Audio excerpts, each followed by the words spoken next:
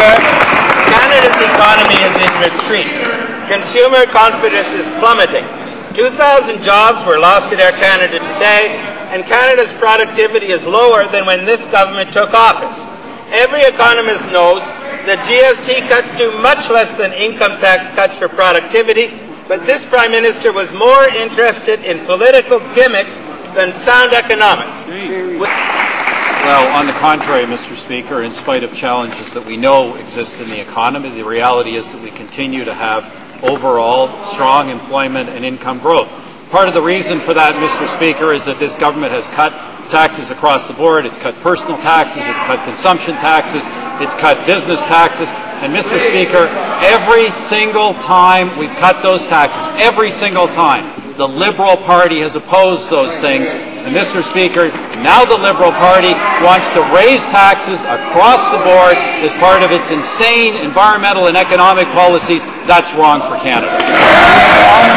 It's insane, Mr. Speaker. It's this government's insane economic and environmental. Missing in action. You just have to look across the floor whenever we have a vote here.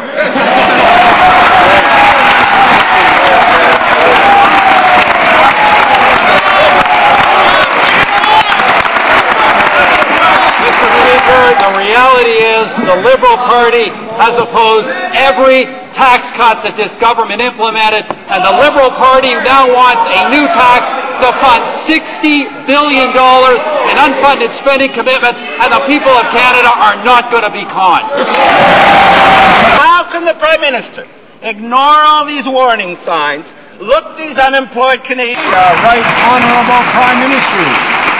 Well, Mr. Speaker, we recognize the economic challenges this country would be facing a year ago.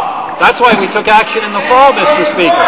That's why when I travel internationally, most G8 leaders wish they had the kind of economy that Canada has. But, Mr. Speaker, let me tell you something. These guys, they can call in the Auditor General, they can call in the RCMP, they can call in whoever they want. When they try and claim a new tax is revenue neutral, nobody's going to buy it. If the Liberals are so concerned about all of these lost jobs in the thousands, you have to ask yourself, why did they allow confidence motions to pass in this House 43 different times to allow this government to stay in power? Speaker, Louise Arbour has spent the last 12 years prosecuting and working firsthand to combat abuses and indignities against the world's most disenfranchised. She is world-renowned as one of the most courageous and accomplished women this country has ever produced. Well, Mr. Speaker, the Honourable Member already asked this question, and I think we did praise Louise Arbour. I congratulated her. We thank her for the good work she's doing, and I would just take this opportunity to reinforce the hard work that Canada is doing across a range of areas to promote and protect human rights in the world. Here. Question period? Yes. Yes, Mr. Speaker,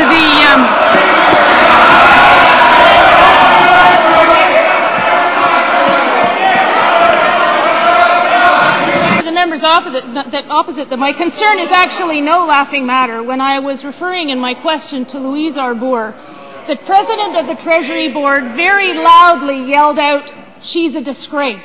And I would ask if the member opposite would in fact do the dignified thing and withdraw his comments.